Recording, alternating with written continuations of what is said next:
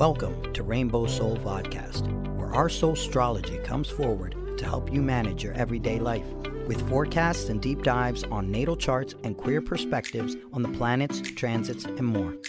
A group discussion about upcoming transits with tips on how to read these transits in your own chart. Hollis offers years of wisdom and natal chart knowledge with Bright Hawk's positive perspective and LeKross's inquiry. We offer the complete queer astrology experience. Welcome to Rainbow Soul. Please help us by subscribing, sharing, and commenting and reviewing. You can also learn where else Rainbow Soul is offered on our website at RainbowSoul.show. Hello, this is Hollis Taylor. Welcome to Rainbow Soul. I'm one of your astrologers here today. I do all different kinds of readings. I'm a professional astrologer. I do like birth readings and tell you what's coming up for you in the coming year, or why is this happening to me right now? Help me understand what I'm supposed to learn from this. Everything from that kind of thing to synastry and death readings. Why did this person take their own life? And what might be going on in your world with relationships and things like that, as well as this weekly forecast. So you can find a link to my website in the description, and it's divineandrogen.com. Okay, and hi there. I am Bright Hawk. I'm just going to say Hollis is an amazing astrologer, and it's a great gift to give yourself. You learn so much. So anyway, you can learn more about me at brighthawkproductions.com. I'm an artist, an author, musician, astrologer, storyteller, entrepreneur, and grateful to be here. We send lots of love to our friend LeKross, and I know a lot of folks who have been posting about struggling with one thing or another. So we're sending out big love and good health and best wishes to all those who need it. including you, LeKross. You know who you are. Yeah, so we can thank LeKross for being willing to edit this, and thank you, Bright Hawk, and for bringing the music. Mm-hmm. And my friends, I want to invite you to have a little meditation with us before we get started. So put your bottom in the seat, put your feet on the floor.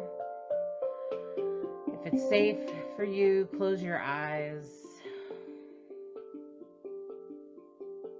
And take a few deep breaths.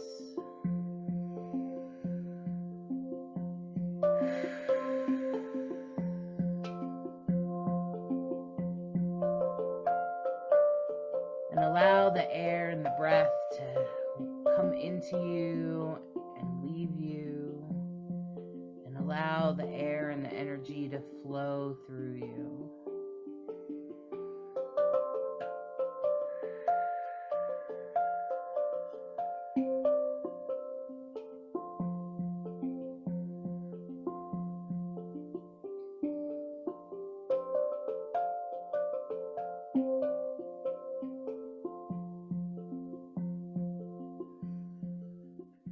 And as we take this moment to take a deep breath, I'm going to invite you to imagine the night sky above your head, where you're looking up at the beautiful sky with all of the stars and planets and constellations, and the moon shining back at you.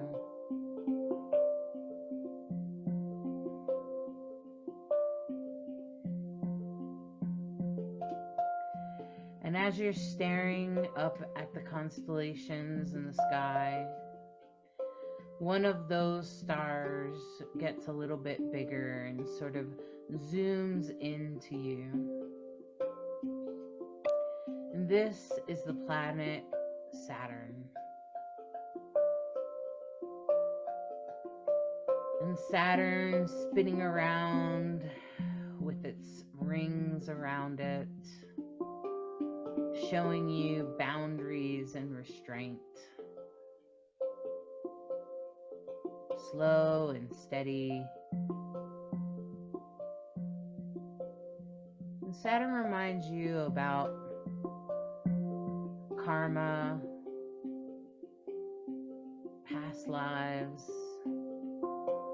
the evolution of the human race,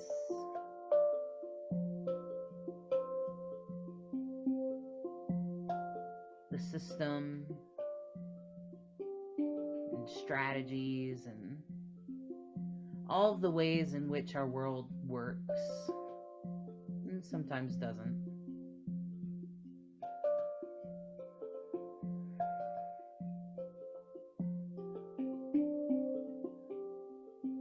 And Saturn is a reminder that regardless of what's happening to you in any moment, even the things that are uncomfortable, we can try to remember that there's probably something on the other side of this. That while it sucks right now, it will be amazing soon. Saturn tries to help us get on the right track. Saturn might clear karma that maybe you brought in from a past life, or even something that happened earlier in your life, helping you to keep your karmic plate as good as you can. Saturn delivers the messages that you need to hear and what you need to know in order to continue to evolve.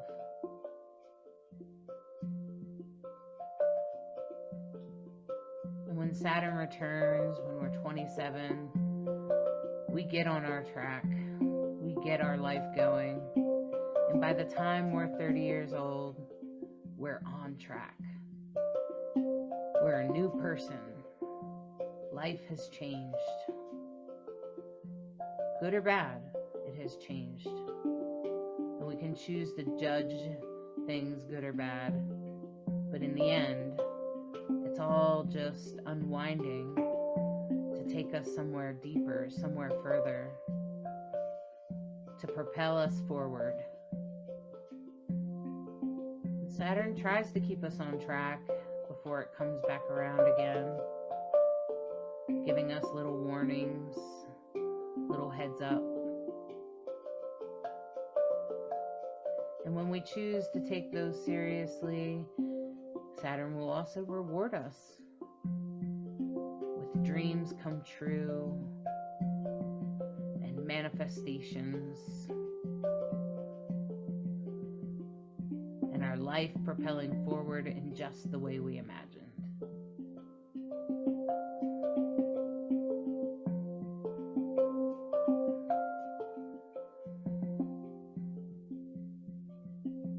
And although sometimes when Saturn transits certain parts of our chart, it can feel restrictive, it's actually helping us.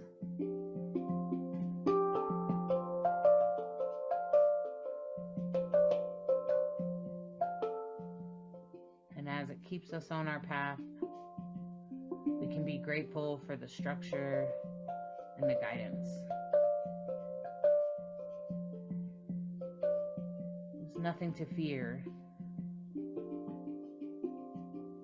Instead, it is only change, the only constant in our world.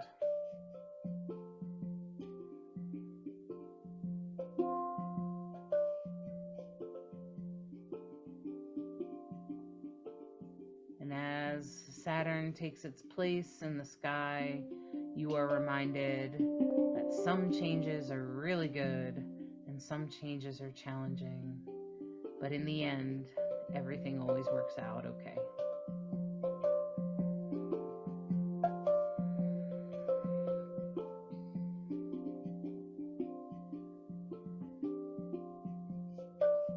And as we come back into ourselves, present, into our bodies, into our center, we can be grateful for the messages from the sky and the maps to our life, so we can more deeply understand how our lives unfold.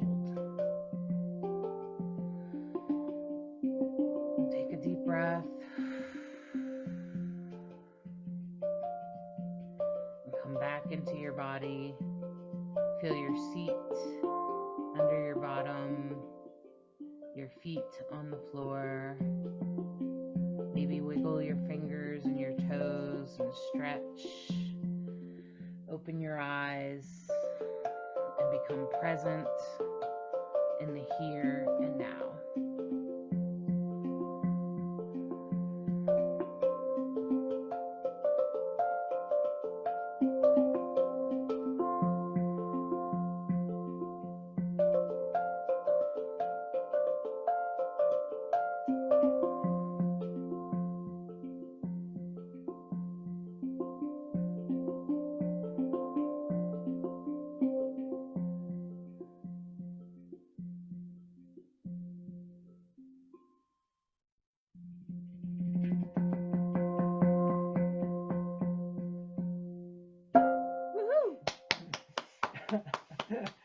Thanks, Fred Hawk. Thank you. The ham-pan music is such a great way to allow meditation and encourage you. You know, if you go to Bright Hawk's website, brighthawkproductions.com, which is, it's in the description if you want to make sure you're spelling it right, brighthawkproductions.com. If you go there, you can totally download her music. It's really great. There's some music that you can get that has no lyrics or talking in it. It's called Sacred Side Project, but it's available on the website, and you can download it, download the whole album and listen to it. And I think that could be really helpful for when you're meditating. Personally, I think ham-pan music is great for that.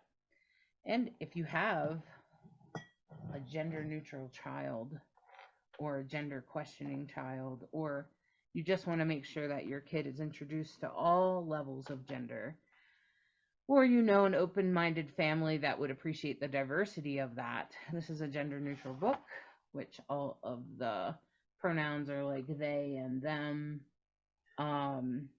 for all the animals. And I think it's a fun story. It's and that the story is not about pronouns. The story is about, I'm just letting you know.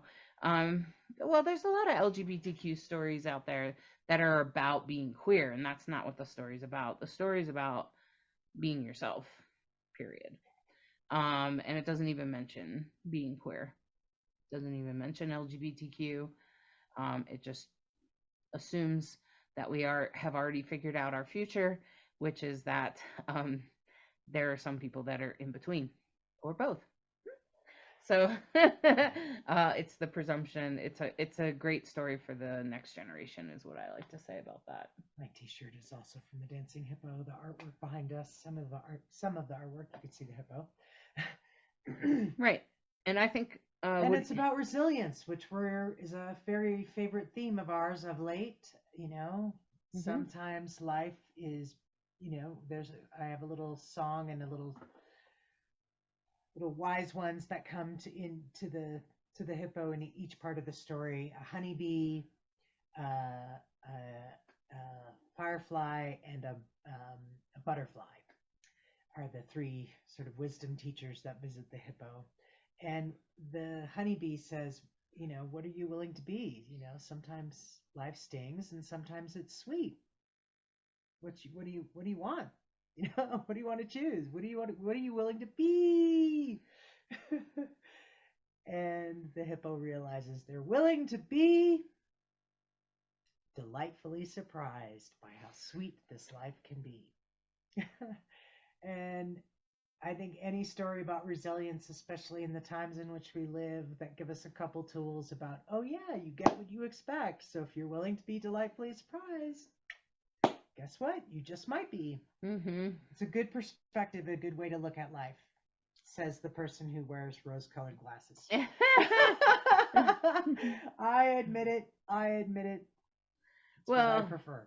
I think it's one way of doing life, and you know, and I think that even so, the hippo still does their shadow work and is in the mud pie and all of that kind of stuff. It takes a mud bath when they're down, and I think it's really helpful to think about life in this way. And you know, recently I was doing an astrology reading and trying to explain what happens with trines and how when someone's born with a trine or a lot of trines in their chart, I've talked about this before, it can make that person, Judith Hill was just talking about this morning, how it can kind of make them like lounge around where they're just watching TV with the curtains drawn and I thought that was funny. I was like, oh, it's a little extreme, but I could see that happening where the person just things are just real easy, and the more trines they have, the easier it is, and then they don't really exercise that muscle of resilience. So, when you look at your birth chart, if you're seeing squares and you're like, oh man, I got all these challenges. Yeah, but you're probably more resilient than the other person that has trines. If a person has too many trines, things are too easy for them, and they have a tendency to not have a muscle, to not be able to like sort of use that muscle. And so then when things do go wrong, they're like, oh, and and then the next thing you know, you're like, you could just, and so people with resilience can sometimes be like, it's not that, I've been through much worse. And so, like, and it can, so that person doesn't have as hard of a muscle of resilience, but they can develop it. It's just, if they're aware of it, I think that's better. Yeah, that they're very blessed, and being grateful is important. For sure. I can't remember how long ago the study was, but I know there was a study that said one of the most important things you can teach a kid is not competition, but resilience. Mm-hmm. How to, not make it a big deal when you fall down, get back up, and, what did we learn? Whatever keep going. That we don't make such a big thing about failure, that instead we make it an opportunity. Yeah, for sure. And and that challenges are to be embraced in a positive way, and that they notice that kids who had this attitude, kids that had this taught, because it does take some thoughtfulness to life, they were more resilient. They were willing to risk when other kids, as they got into college, realized, oh man, that kid they're not even going to risk trying because they're so afraid of failing. Right. Whereas if you're exposed to it a lot at an early age, and it's not about failing, it's about what did you learn. Right. We become resilient. Like, we don't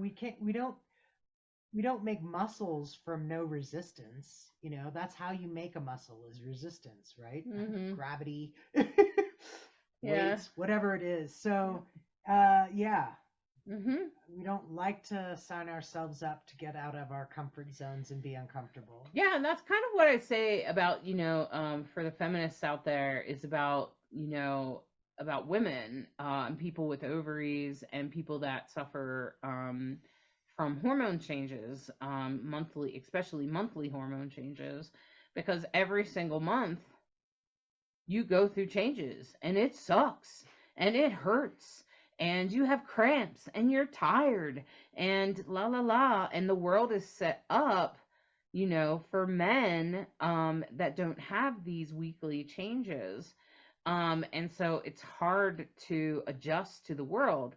And this is the part where people say that women are weak, and I'm like, people with ovaries are weak. I'm like, well, that's the stupidest thing I ever heard, because how is that even possible? Because the fact that a person has ovaries and cycles every month makes them stronger. So I don't know where we got that idea. That's like stupidest non-logical thing I've ever heard in my life, because you have a cycle every month, and so you're stronger because you deal with that every month. So you know how to manage your emotions when they feel a little out of control. You know how to take care of yourself when you feel sick. And if you didn't learn, you'll learn one way or another. At some point you'll have to learn. And so I feel like if more people with ovaries thought of it that way, they might recognize how strong they actually are, because then that's the other thing that happens, is people with extreme resilience. I myself have been through this, where I realize, oh, so I have screwed things up so many times that I'm like, well, just try it. And if it gets screwed up, who cares? What's the Right. problem? Not the end of the world. Right? And that's because I grew up with zero guidance. I am, used to screwing things up. I'll probably say something wrong. I'll probably do things too fast. And, it's no big deal. I can just apologize for it. And, I'm not perfect. And should I never expect myself to be? And so that seems to be different than other people. And people are like, oh, and it took me some time to recognize that in myself, but that comes from a lifetime of resilience. Yeah. And so speaking of resilience, oops, shoot. I have to share the screen with you.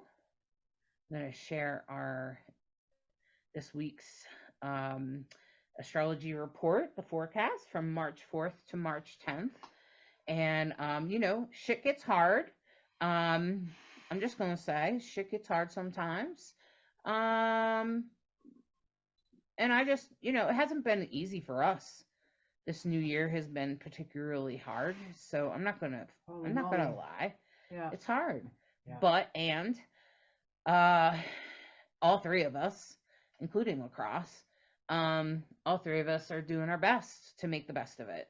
And we recognize that it's not going to last forever. So I hope that you can take a page out of that and maybe exercise your own resilience as you go through this time. Now, I think some people are having really excellent, I looked at my sun's chart and still Jupiter and Pluto are in a trine. So Nice. he's got Pluto, the transiting Pluto is trining his Jupiter, which is essentially new ways of making money, and it's going really, really well. And I just spoke to him and he said he got a nice bonus. So, because they sold one of the houses that he restored, right? So that's great news for him because although he's very busy financially, his life is improving, right? So Pluto trine, but it's very busy for him, okay? And he definitely has a strong resilience bone because just a little while ago he was in a Saturn returns and that wasn't very much fun for him, okay? So just last year it was hard. But now stellium, there's a right now, and it has been going on since I'm pretty sure most of last week too. Stellium in Pisces with Saturn and the Sun and Mercury and Neptune. I want to encourage you to know where your Saturn is, know what's in Pisces for you. Where is Pisces?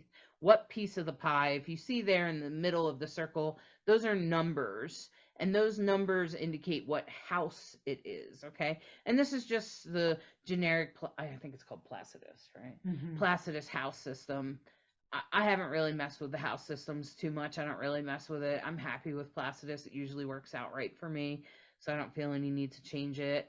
Maybe someday I will. But you should know where Pisces is for you, okay? Because right now, the Sun is there, Saturn is there, Mercury is there, and Neptune is there. And I would say that for sure, like for me, Pisces is the 5th house of creativity and children.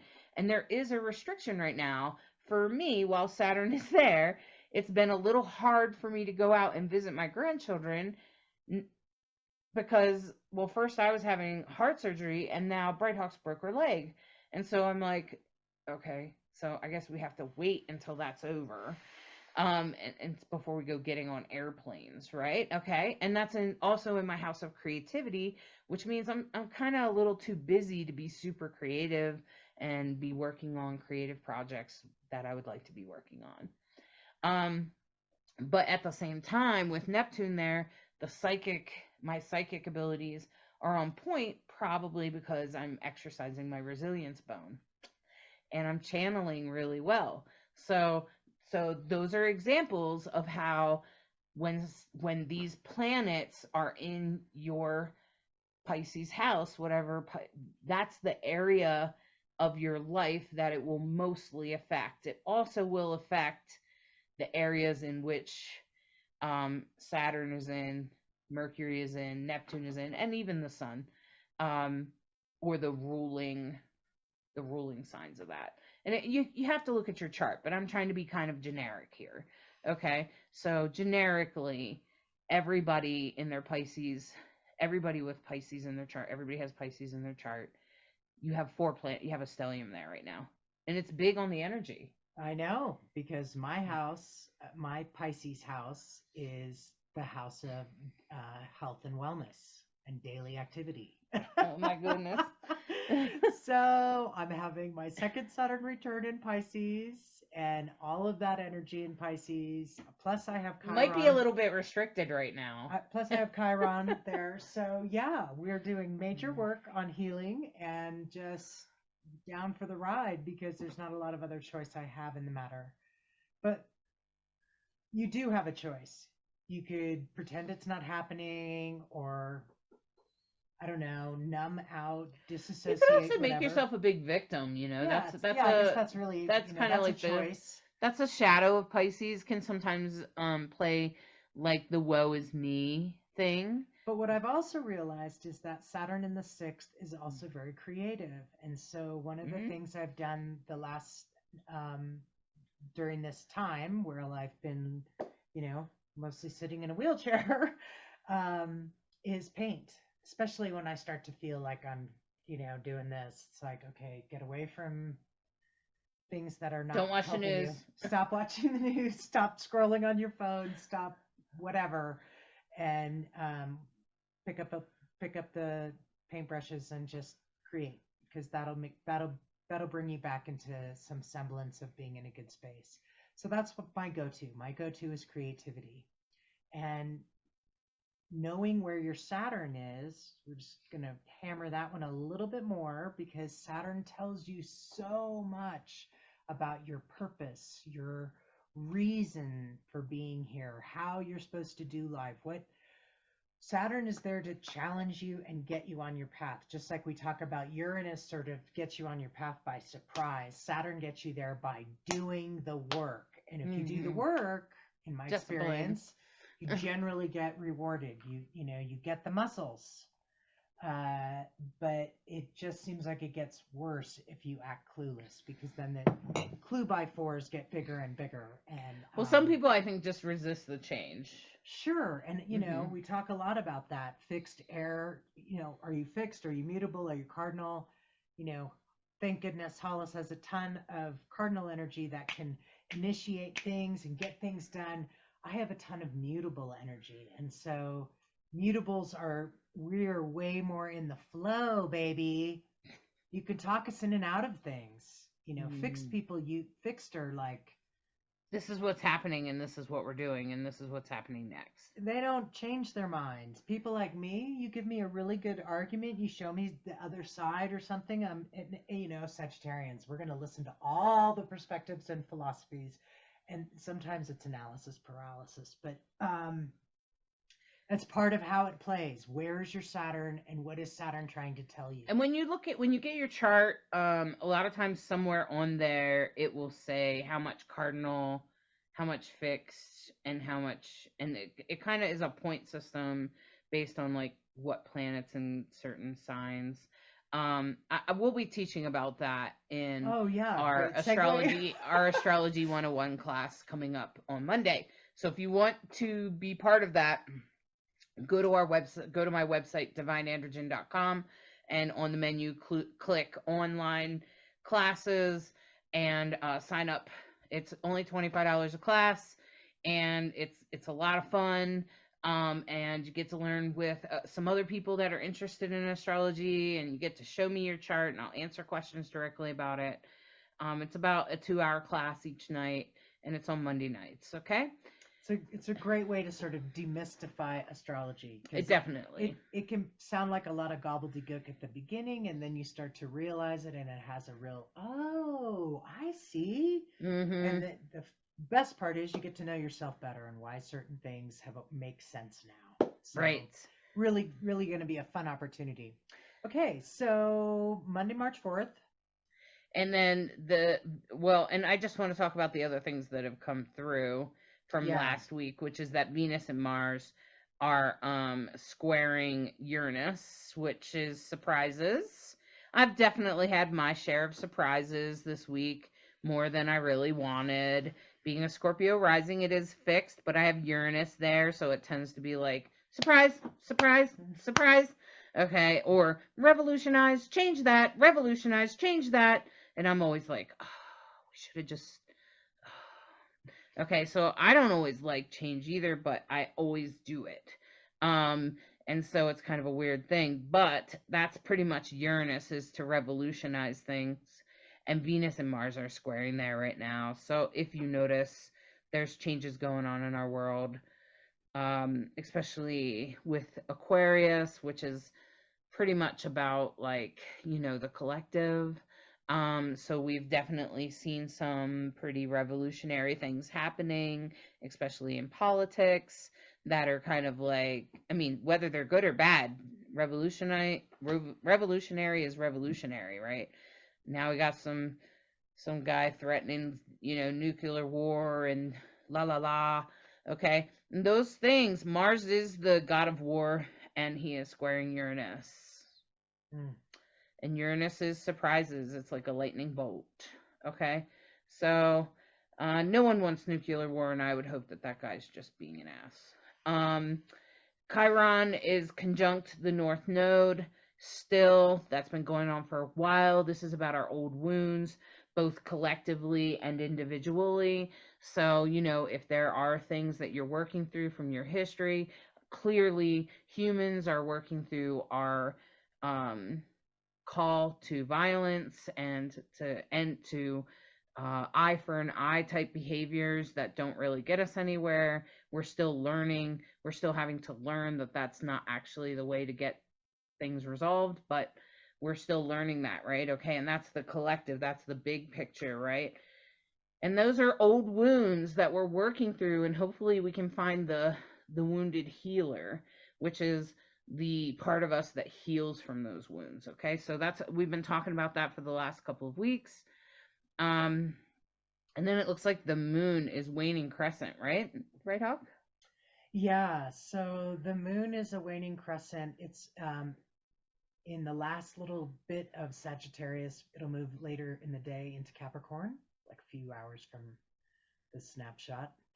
And so the moon loves being in Sag, and of course we like to say it sparkles in Sag. It's cool in Capricorn, and Capricorn is known for being really good at business, very sort of clear-headed, sort of leads with the mind, not the heart.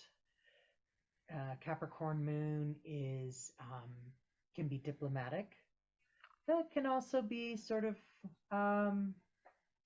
you know, uh, takes no fools, takes no prisoners. What's that Serious, saying? down and ground. I'd say serious. Yeah. Sometimes Capricorn moon can be a little on the serious side. It can be grounded. I have Some a people lot of call it Capricorn. cold, but I think it's just that they're just very frank and matter of fact. I have a lot of Capricorn energy, and my dad used to say to me, "You don't suffer fools well, do you?" And my sister I would look at each other and be like, "Well, why would we?" You know? Right. And that's exactly That's Capricorn. And Capricorn is kind of like, well, the facts are this. Like, Yeah. why would you do anything? What? Yeah. Okay. And so and yeah, so Yeah. with the moon moving it, but it's waning. So does that mean that it's like Yeah, because at the end of the week we'll have a new moon. And so as we're shedding, we're letting go, we're finishing up, we're clearing out all the things you can think of that are at the end of the cycle, the denouement, the bringing it in for a new moon. So finishing it up, letting it go, cleaning it off, that kind of vibe. and it's squaring Neptune, so I also imagine that's I'm feeling like your intuition may not be on this day. Take the day off if you're a professional psychic. Okay. Yeah. Okay. because the moon is intuition and it's squaring Neptune. So you might think something's going to happen, but it's not. Mm. Yeah, with that. Or you might have to like rethink it or something. Yeah. And of course, when the moon moves into Capricorn, Capricorn is ruled by Saturn. And so the moon is answering to Saturn. So think of moon answering to Saturn squaring Neptune. That just doesn't feel good. Right, right. Yeah, so I mean, I you just like that sentence just almost makes my stomach especially knot. since Saturn is in Pisces, It's like, ruled by Neptune. yeah, just So right. yeah, I would just take the day off or something. um and All then right. So Tuesday. this is Tuesday, March 5th. That stellium in Pisces is still going on. We still have that Chiron conjunct the North Node that will be going on all week, along with the stellium in Pisces. And Mars and Venus are sextiling at this point. Uranus and Venus. Sorry, Uranus and Jupiter. And so Uranus and Jupiter, they're getting closer and closer together. If you haven't noticed, they are coming together. And for me, it makes me think. I'm just gonna say it. Big surprises. Because Yeah, Jupiter's big and Uranus is surprises. So that's where my brain goes. It's big just surprises, and it's in an Earth sign. yeah. It, I'm hoping that it's big surprises like peace, since Hopefully, because it's it's in Taurus. a sextile, but it's in a sextile to Mars and Venus, which thinks about the collective, which considers the collective because they're in Aquarius. Mars is the god of war. So it makes me think about that. In your personal lives, it will be literally big surprises, and it could be a big surprise for all of us, absolutely, here on planet Earth. Um, Because Jupiter and Uranus are in Taurus, and Taurus is ruled by Venus. So the sextile to Venus is powerful. But then you throw in Mars. Mars and Uranus both just go, whoa, high octane. mhm. And I don't know if it's going to happen on this day, but something's brewing, is yeah, what I'm going to say. yeah, because that Jupiter Uranus is going to take, it's happening slowly. It's 7 degrees I right think now. it happens towards the end of the month. So yeah, it'll be going for weeks, is what I was going to say. I didn't look at how that I far did, but now I ahead. forget. Yeah. Yeah, for sure. So, yep. Yeah. So how's the moon doing? Actually, it'll probably go on for months. So the moon is now square the nodes, and so that questions about future or past, because it's a square. That's why I say questions. Maybe you're looking at something a little harder. Maybe you're choosing something. The nicer energy, the easier energy, is that it's trine Jupiter and Uranus, and it's in a sextile to the sun, so illumination. I like that. I like that Mars is in Aquarius, and that it's trining the South Node there. Because the South Node is about where we came from, and humans as a whole, we know that we know where we came from. We know about the history of war. We know that war doesn't really resolve things. It just is a big pain in the ass. A lot of people lose. It's very expensive usually. We lose people we love. I'm not really sure what the benefits of war are. But anyway, so Mars is at 16 degrees Aquarius, and on this day, it's in a perfect trine to the South Node. So that makes me that's good. That's almost like, and since it's in that opposition with Chiron, it's almost like the South Node and Mars are going to be saying, war, we don't really need to have war now. Come on, we could find some other way to resolve our differences. Oh, I hope right? so. So I'm hoping that we can pull on that energy. And even in your regular life, like if there's something going on with yourself personally where you're resolving old stuff, or you're working with other people in your relations and you're trying to resolve old stuff, just know that it could come together really easily with that trine. We didn't list it over here, but Yeah, it's I so just now obvious seen now, it. and I I'm just now seen like, it oh, actually. all those things I listed, I forgot to put that, huh? Yeah, it's okay. I do it too. Sometimes we make mistakes, and it's not really a mistake. Well, We and just didn't that's see it part at the of moment. astrology. We'll just tell you, you can look at a chart so many times, your own, Yeah. right? And I love the comment you've been making. When you travel somewhere, you don't look at the map once, right? Right. You don't like, okay, I got it. Hopefully not. Consult it numerous times usually. Uh-huh. Nowadays, we have it on consistently. Thank God, right? And it's amazing what'll jump out. Mhm. And next time you look and Mhm. you're like, how did I not see that? So How did I see that before? yeah, so there's a real beautiful trine there, Mars in the South Node. And that's what I tell that to people, because people get astrology readings, and so like they'll get their natal chart read, and then they'll never get it read again by anyone else ever, and they'll never check back on the map. And I'm like, that's not how astrology works. Like, it's good to know your natal chart and how to read it, so that you can look at the transits as things are coming up and know how to adjust to the changes. Just like knowing if you're driving on the road, you need to know to make a left or a right at the next intersection, okay? And that's pretty much what astrology does. Yeah, for sure. Yeah. So I'm hoping that the leaders in our world, not that any of us are, or any of us even have any control or influence over them. All we get to do is vote for them, and maybe where we spend our money might matter. But outside of that, it just is a sextile to the North Node, and it's a trine to the South Node. So I'm hoping that Mars will say, hey, we don't have to conflict. Okay? Mm-hmm. Especially with the South Node in Libra. Yeah. Keeping peace, keeping the balance. Yeah. Okay? And we still have everything going on the next day, Wednesday. Looks like the moon is the biggest change on this day, Bright Hawk. Yeah. Capricorn moon moves into Pisces. So we know that the moon is a water sign. Moves into Aquarius. It's okay. You said Pisces.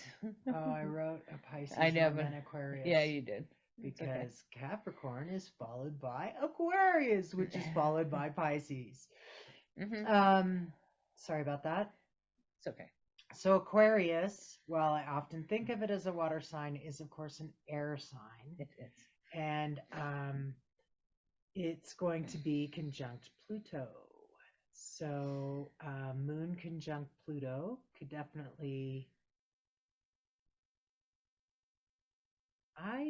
That looks like I kind of messed up the bottom thing there. I'm not quite sure what I did there, but we definitely know the moon is conjuncting Pluto, and then it'll be in a trine to Uranus and Jupiter. So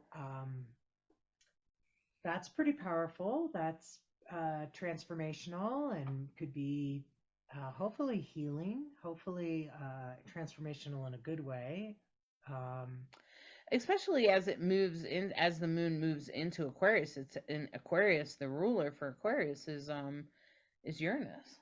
Yeah, Aquarius is ruled by now, Uranus. What's the traditional ruler of Aquarius? Saturn. Okay, which is over there in Pisces. So I'm just thinking about the moon is going to be talking to that Uranus. And Uranus is going to really influence the moon on that day. Exactly. So that's actually pretty good. That's revolutionary. And considering that Mars is still in that trine to the South Node in Libra, I'm praying for peace, y'all. Yeah, so could you just get with me and pray for some peace? Because I believe in the power of prayer, and I believe that if we pull together, and on this day, we will hope on Wednesday, March 6th, that our leaders are talking about peace, okay? And in your world, hopefully you will find revolutionary ways to find peace in your world. Right. Gosh, I hope so. Yeah, wouldn't that be nice? That Especially with the is, moon in Aquarius. It's yeah, on Pluto, so it could be big changes, big changes. Okay? yeah. And then it's looking like not a whole lot changes except for that the moon is deep into Aquarius at this point. And now it'll conjunct Mars in Aquarius, and soon it'll conjunct Venus as well. Right. So and that's really asking you to take action on, especially with the things you love. So, Thursday and Friday, you need to be paying attention and taking action with the things that you love, especially things that are Aquarian, which includes the LGBTQ community, are very Aquarian, um, and also other things that revolutionize or change the world. Okay? Including like sustainable farming and things like that. Okay. Now, this is Friday, which I just mentioned that the moon will be. You just mentioned that the moon was conjunct Venus, which I think first it's asking like what actions do you want to take to bring forth the things you love. Moon with Venus um in Aquarius, and it's probably revolutionary or a different way of doing it. Mm, Uh-huh. yeah, and less aspects on this day, but you still have that beautiful triangle to the south node. Now it's involving the moon and Venus. It's moved off a little. No, it still involves Mars as well. Mars isn't moving as fast as I thought. Right. And then, we're going to see for a long time that conversation between Jupiter and Uranus and Mars. Yep. So that's It's probably the war going on, and it's probably the peace talks that are happening. So I think we're just going to keep praying for peace and keep wishing for sure. peace and doing whatever you can in your local community to let your leaders know that you want peace. I think peace is really important. I don't think fighting resolves our differences. Um, just an seems eye like for it an eye almost never works. results in just So, a lot of dead souls. So a lot of trauma usually that just gets transferred later. Take a look now at the people that suffer from like PTSD from the Vietnam War and people that suffer health problems and things like that. We didn't get anywhere with that war.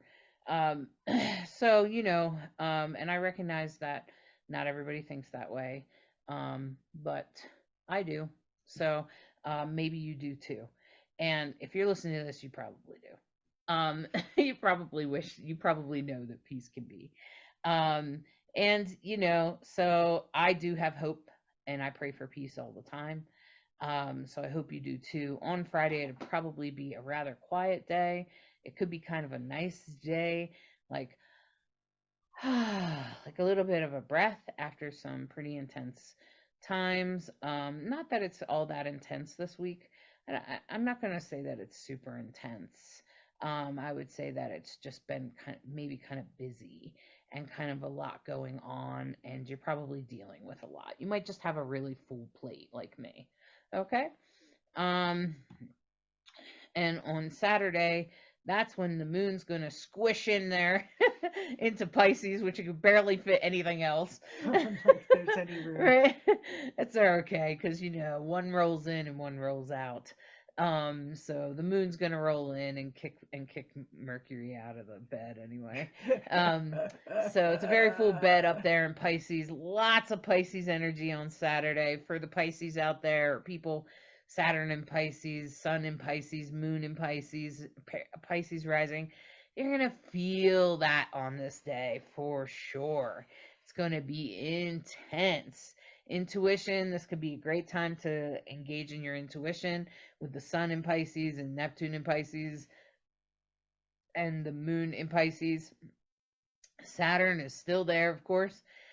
Quietly sitting back, making sure that there are at least some restrictions on all this Pisces energy, trying to restrict the waters. And channeling could be this could be a really great day to channel if you're a channeler or doing any kind of like live things. This would be the day. although I'd watch out for like spammers and stuff. Um, and it's a really sweet day, actually. Do you have any feedback about it? Well, the only thing that struck me as a little concerning was Mars square Uranus, because just because Mars, just because Uranus is unpredictable. So willing to be delightfully surprised. Yeah. But But there it you is go. a square, so it's overcomeable. Right. And so maybe there will be some peace talks.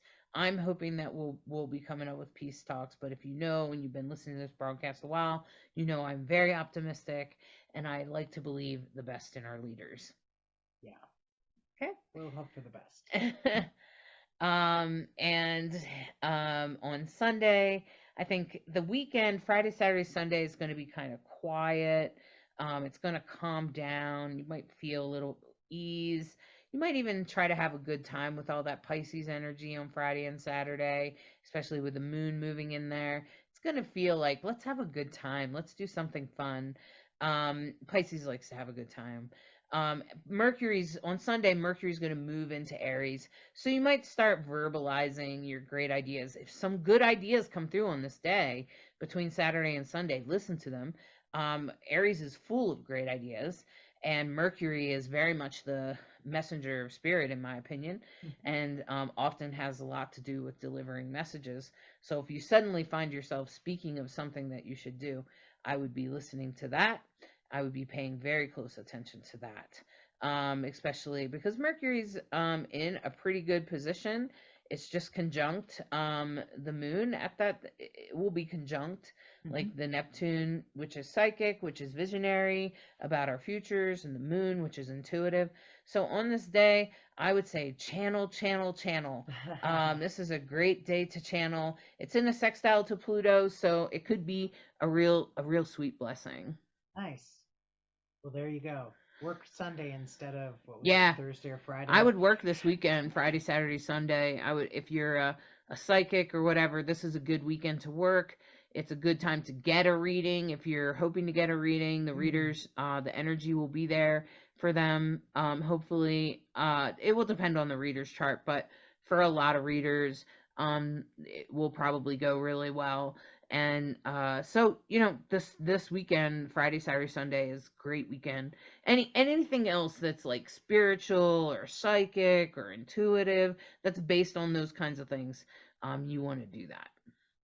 Great. Well, that's great advice for those who work in that field. Good job. Yeah. All right, my friends. Well, let's stop the share. We don't have LeKross to bring in our beautiful animal information. But I believe last time we talked about it being a wolf moon. I think so. So they'll be with us next time and share all that good, juicy information. I always find what they have to say about the animal totems relative to the moon fascinating. Yeah, and I'm thinking about I'm thinking about like wolf energy and being with the pack and things like that. Definitely with all that Aquarian energy. With Venus and Mars in Aquarius, that's very much about the pack. Aquarius is very much about the pack. It's very much about everybody coming together. So there you go. And for those of us that love tarot, I'm going to do a little tarot reading for us right now. So remember to take what you like and leave the rest. I'm going to pull 3 cards for the collective. Speaking of Aquarius. Okay, so the first card is let's see here. This is the 9 of Swords. And this card is very much about, it's sort of like the Hermit card, but not quite. It's more like taking that time to go internal, taking those moments to realize who we are and how we're connected to nature. And so in the past, we have taken that time to go inside and to really sort of reflect on how we're connected to each other, to nature, and how we're all natural beings and we're all one, really, in the end. And speaking of the collective Aquarius energy, that's really what this is about. This is very sort of Piscean and Aquarius at the same time.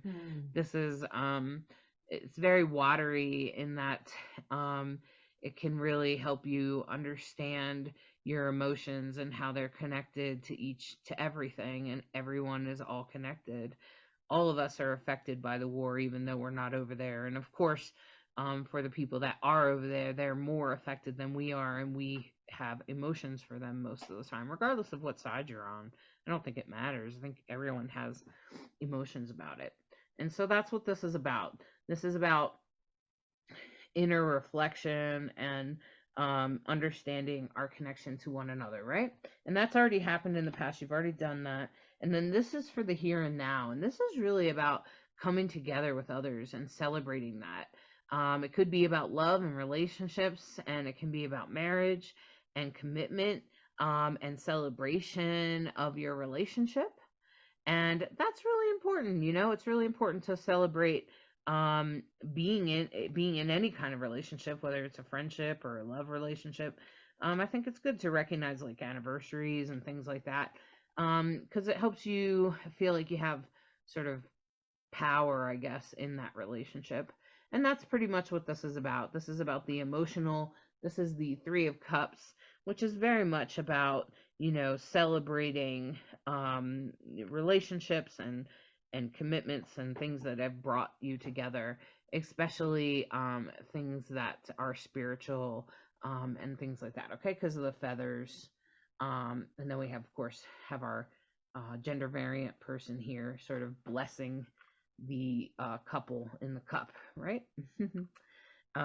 Which is very common for gender variant people to be honored in other cultures as someone that does the marrying, because gender variant people usually know both sides of the gender spectrum.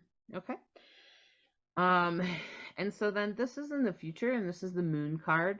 This is about intuition, knowing what's about to come next, and having a good connection with the cycles of life, and getting in tune with the cycles in your life. Make sure that you are aware of the moon cycles and how the moon cycles every 28 days. Isn't it interesting that people's ovaries and uterus and whatnot, it also cycles every 28 days? Just saying.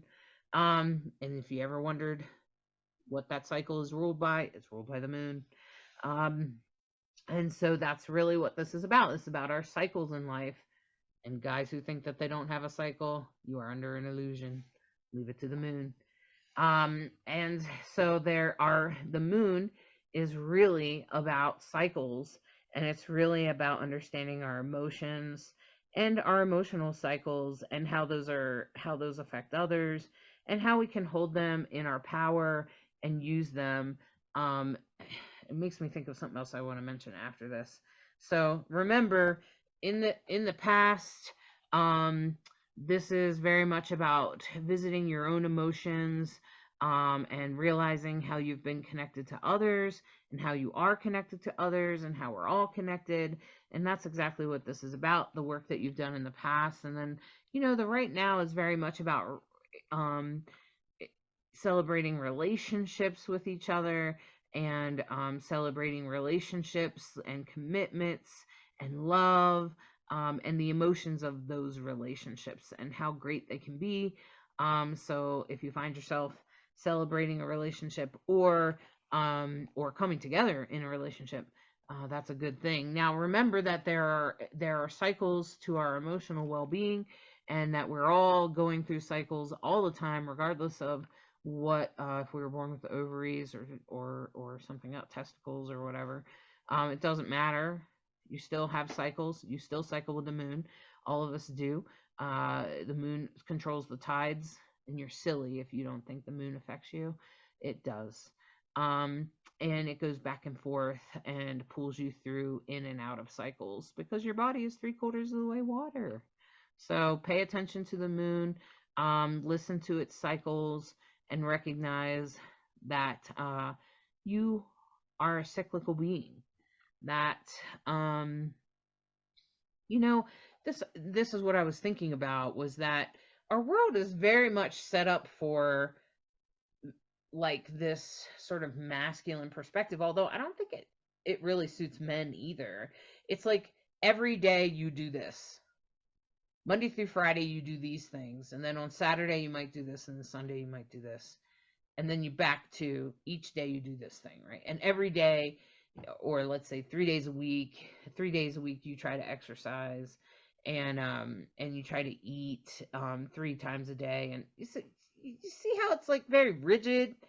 And I'm not sure our bodies actually do well in that cycle. It's sort of like insisting that your body every Monday is going to be ready to go to work, or that every Friday you're going to be ready to take a break, or every Saturday you're going to want to go hang out with your family. Like, I mean, it's just, who has that experience? Anyone?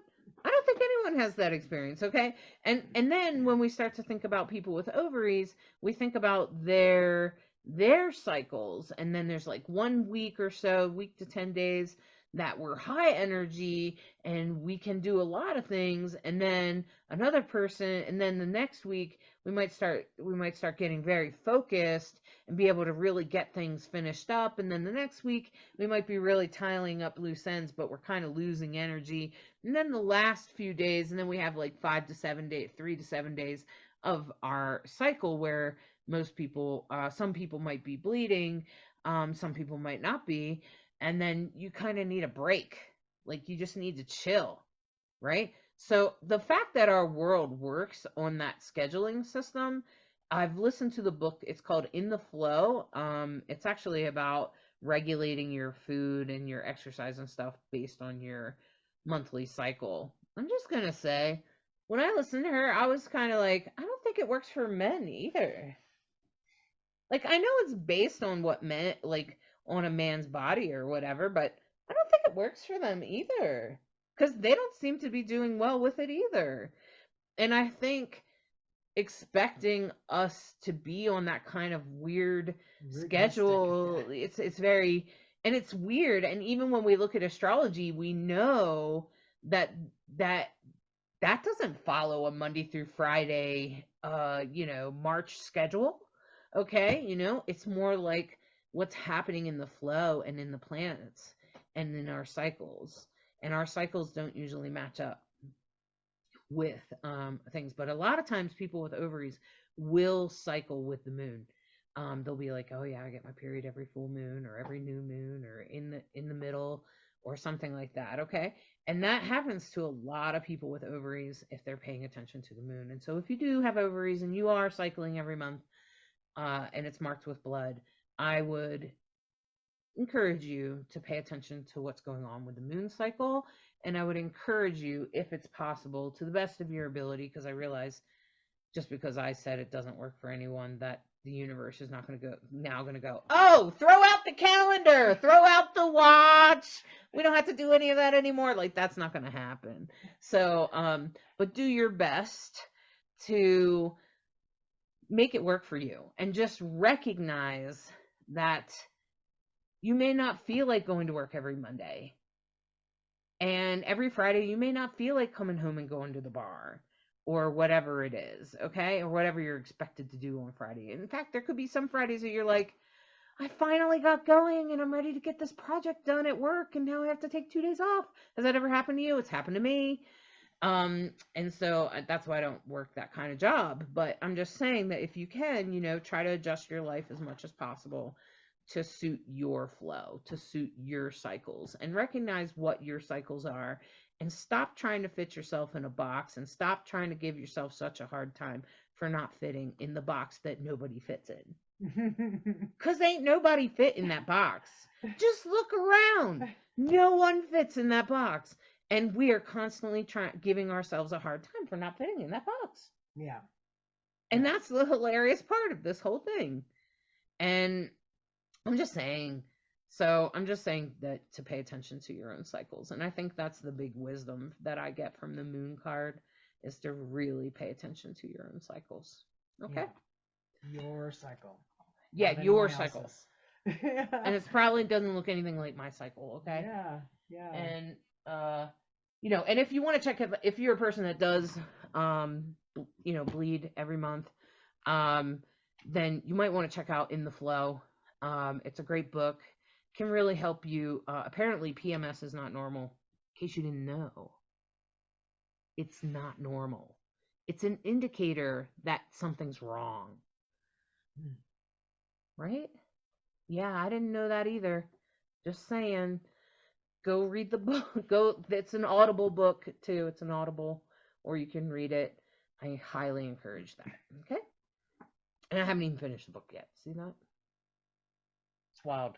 And didn't you find it fascinating too? I did, and I feel like there's so much wisdom that we get with the moon and understanding our relationship, the moon and our cycles. They're, it's part and parcel.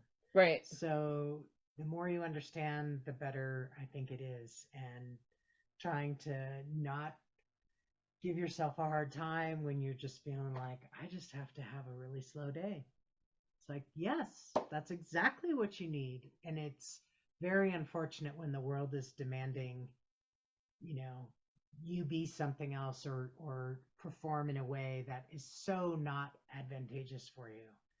And the more we learn, especially about cycles, flow, the ebb and the flow, as particularly of a woman's experience in a month, the more wisdom that's there, it's like, wow, we have all been given a really raw deal in terms of the routinistic way that life, especially in America, but I think around the world, really, when it's become so routinistic that there's to step out of it is they make you act as if you're wrong, and that's not true at all.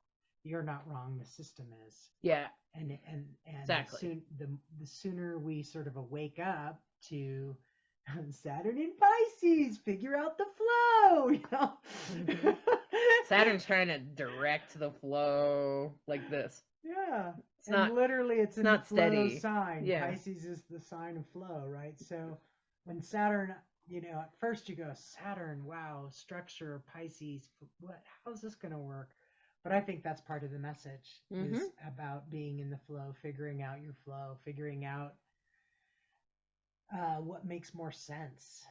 And a river almost never just goes straight. It always usually does all of this because it's working around like trees and stuff in the earth, rocks and things like that. So just think about the way water runs downhill.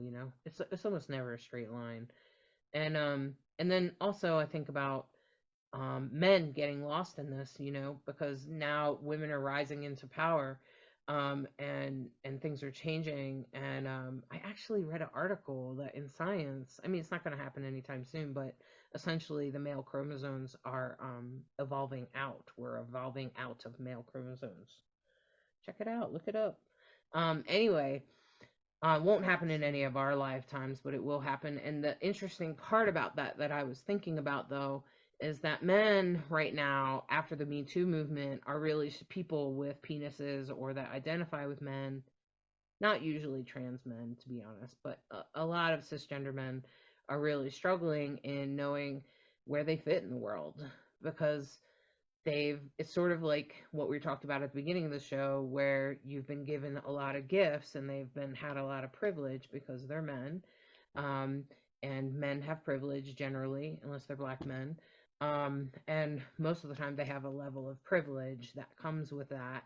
And then as a result, they just don't even know what to do when shit does go wrong. And so now that everything's getting flipped over, and more women are falling into power, more women are coming into power, and women have done, for however many years, most of my lifetime, I'm 48 years old, at least for 40 years, 30, 40 years, women have been doing self-work on themselves. Women have been reflecting on themselves and doing work on their self-love and self-care, and think about all the retreats and the red tent movement and all that stuff. I want to say the feminine mystique was written in, was it 1968, 72, somewhere right around in there. I would say that would be sort of the one demarcation, not Right. But I feel like women have always had to work so hard for every little bit. Right. So they have a really strong resilience bone as a result. Yeah. Yeah. And so then as a result, men have had this more privileged thing. And we always think of privilege as being like good or better, but it's not always. Because then what happens is they're like, okay, now what do I do? Right. And I really, when I talk to a lot of cisgendered men, that's exactly how they feel.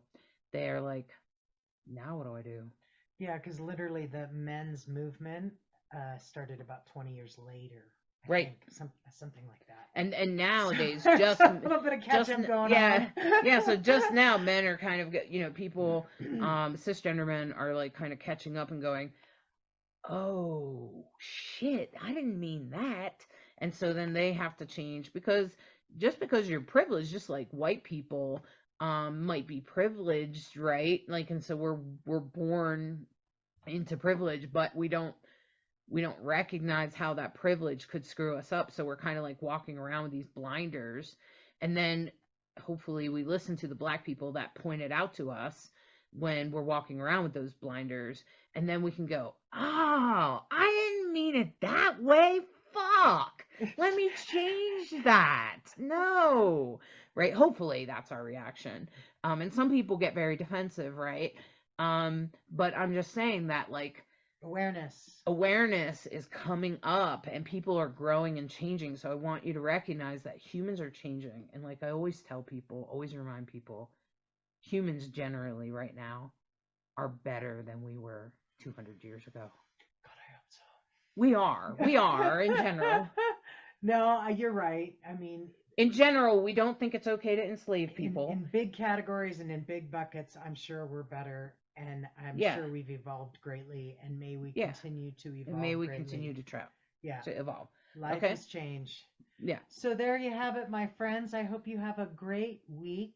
And at Rainbow Soulstrology, we try to help you bridge your way into your future in the best possible way. Oh, that's sweet. All right, my friends, please like, comment, and whatnot. I appreciate the comments about our meditation last week. We love you, everyone out there, for listening, and thanks for sharing, and thanks for tuning in. We'll see you next time. Bye-bye. Thank you for listening to this week's Soulstrology and subscribing, liking, sharing, and reviewing. We hope you enjoy this dose of Soulstrology and encourage you to embrace the week ahead with an open mind and heart so that you may integrate the deepest of lessons from the stars. Take a moment to step outside and honor the planet, stars, and moon in the sky with your heart. Integrate the messages that resonate and leave the rest for someone else. We deeply appreciate each and every one of you. Always remember that you are a perfectly unique human with an exclusive star map of your destiny, your soul purpose, and your heart's desire. Thank you again for tuning in to Rainbow Soul.